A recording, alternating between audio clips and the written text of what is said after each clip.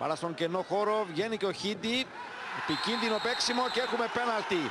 Με το ξεκίνημα η ΑΕΚ έχει την πολύ μεγάλη ευκαιρία να μπει και μπροστά στο σκορ. Εδώ ο Ριμπέιρο, μπήκε στη φάση ο Πιντάδο. Έπεσε εκεί ο Χίντι, να δούμε. Νομίζω πως του παίρνει τα πόδια. Εδώ θα δούμε και καλύτερα. Ναι, του παίρνει τα πόδια, πρόσεχτο παίξιμο από τον Ίσλι Χίντι. Θα δούμε αν ο Χίντι καλύψει το λάθος του, δεν τα καταφέρνει. Η ΑΕΚ παίρνει προβάδισμα με το ξεκίνημα. Γκολ από τα αποδυτήρια πολλές φορές το χαρακτηρίζουμε και έτσι είναι το απόψινό. Πρώτο εδώ στο Γάσιμπι. Ξαναβλέπουμε και την εκτέλεση του πέναλτι. Ξέρει ο κύριος Τονκάνεν ότι έχει πάρα πολύ δρόμο ακόμη το παιχνίδι. Έγινε το λάθος. Ξανά η κατοχή ωστόσο για τον Ολυμπιακό.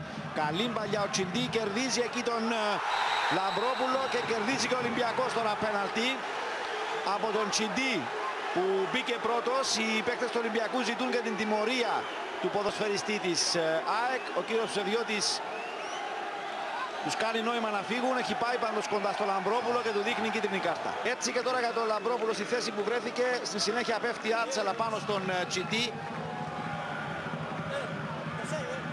Με τα πόδια και το χέρι πίσω. Ξανά εδώ βλέπετε πέφτει πάνω του ο κύριος Ψευδιώτης, δεν του έδειξε κόκκινη κάρτα. Ήταν βέβαια σε καθαρή επίτευξη ευκαιρίας για γκολ ο ποδοσφαιριστής του Ολυμπιακού. Ζωάο Πάολο εκτελεί 1-1. Το παιχνίδι αρχίζει με τους καλύτερους Ιωνούς. Με την εύστοχη εκτέλεσή του νικάει τον Νέκρη. Θα βρει τον Γκόμες έξω από την περιοχή. Πασαπλάγια για τον Όπερ, ξανά ο Γκόμες. Να η φάση καλή που βγήκε. Φαντάικ. Πάσα για τον Καπρέρα, θέλει και περνά πλάγια στην περιοχή. Γυρίζει, πήγε εδώ να βγει μεγάλη ευκαιρία, αλλά πρόλαβε την Ιστάτιον Junior. Σε καλύτερη θέση ο Σένκελ, αλλά δεν μπορεί να διώξει την μπάλα. Ο Τσιντί πάει να προλάβει, βάζει την κόντρα. Ζητάει βέβαια ανάλογη συνέχεια. Να δούμε εδώ τη φάση με τον Γκόμες που έστειλε μπάλα στην περιοχή. Καπρέρα και να τον γκολ για την ΑΕΚ. Να τον γκολ για την ΑΕΚ που πρόλαβε εκεί ο Καπρέρα τους αμυντικούς του Ολυμπιακού. Δείτε, έρχεται από πίσω, αργεί να πάει στην φάση ο Παουλίνιο. Θα μπορούσε να φτάσει πρώτο στην μπάλα. Κινείται έξυπνα ο Καπρέρα πίσω και με την κεφαλιά νικάει τον Χίντι. Και μόνοι βρήκε χώρο για το σουτ. Πρώτη αντίδραση από πλευράς του Ολυμπιακού. Γκόμες κρατάει μπάλα, ψάχνει τώρα τον Όπερ που έχει ευκαιρία για σουτ, το κάνει, διώχνει ο Χίντι. Και σχεδόν όλοι του Ολυμπιακού στην επίθεση. Εκτέλεσε ο Junior. Περνάει μπάλα, γκολ. Γκολ για τον Ολυμπιακό που ισοφαρίζει με τον Κενμόνιε. Έμεινε η άμυνα της ΑΕΚ.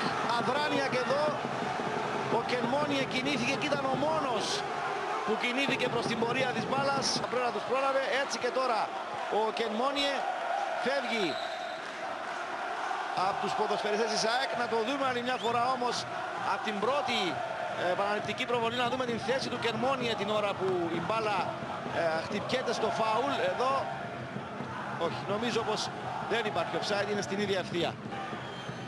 Ξανά ο Junior, δεν είναι καλή η παλιά, έμεινε μπάλα ωστόσο μέσα και ο Ολυμπιακός κερδίζει κόρνερ.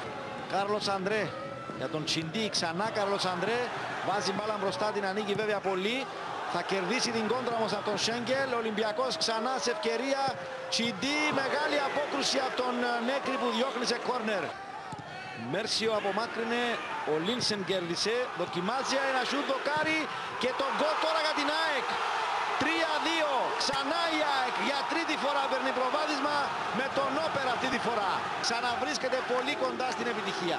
Βλέπετε εδώ η μπάλα χτυπά στο δοκάρι. Στην συνέχεια ο Όπερ είναι αυτός που φτάνει πρώτος και με το κοντινό πλασέ του δίνει ξανά το προβάδισμα στην ομάδα του κυρίου Τονκάνεν.